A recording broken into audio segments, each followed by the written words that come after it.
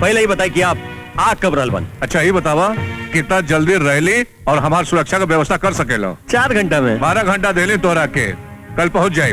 ठीक बात शेर बहादुर जी, आप आ जाए।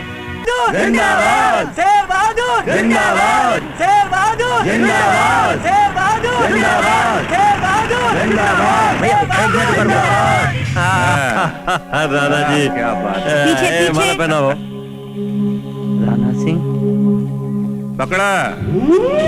भाइयों और बहनों और दोस्तों, आप लोगों ने जो मान सम्मान और समर्थन हमरा के दिला, हमारा दिल एकदम गदगद हो गई। रउआ लोगन के स्वागत से आप लोगन के तारीफ खातिर हमरा पास कोनो शब्द नहीं थे। अरे भाई, चुनाव का टाइम आ गया है, नेता लोग टरटरा रहे हैं, चलो बैठो।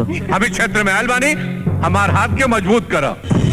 भैया राणा सिंह, हम एगो किसान का बच्चा है, आप लोगन का समस्या सब समझीला। रउआ लोगन एक बार हमारा हाथ मजबूत करा, सब समस्या दूर हो जाये। इस क्षेत्र में लड़कियन खातिर कोनो कॉलेज देखे, हम एक डिग्री कॉलेज खोलब। का हो, कौन है ये? उहे राणा जिक्रे खातिर हमार 7 साल बर्बाद हो गई।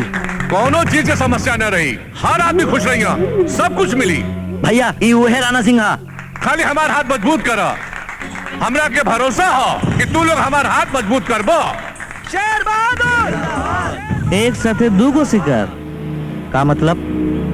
बगल में जोन खड़ा बाटे वो हमार दुश्मन बा, वो हमार शिकार है भानु प्रताप। ओ यही जे दोनों के वो दिन से लेके आज तक हम एकरा के ढूंढत रहली। आज वो दिन आ गइल बा, उकरा के जिंदा ना छोड़ब, जान से मार दे। आज दोनों को यही जे समाप्त हो जाई। चल। नहीं भाई, आज इस जगह पे कविता के ड्यूटी बाटे, सुरक्षा के सारा जिम्मेदारी ओकरे ऊपर बाटे। हाँ चला चला, आराम कर ले जाओ। नमस्ते। यह सब ठीक हो जाए। हाँ बोला है जी साहब। अरे बोले के समय आपके बाद शेर बहादुर जी, कोनो तकलीफ तो ना भइल? ई बताई सुरक्षा के व्यवस्था चार चौबंद रहल की ना? अरे एकदम चकाचक बा। आपके इंस्पेक्टर साहिबा तो एकदम काबिले तारीफ बानी। अरे ही खातिर तो आपकी सुरक्षा में लगौले बानी हम करा के। अरे सब छोड़ा व्यवस्था अवस्था, इनके प्रमोशन के बारे में सोचो भाई। एकदम जोन हाँ डिजर्व करता नहीं। हाँ हाँ हाँ, बुझत हुआ ना।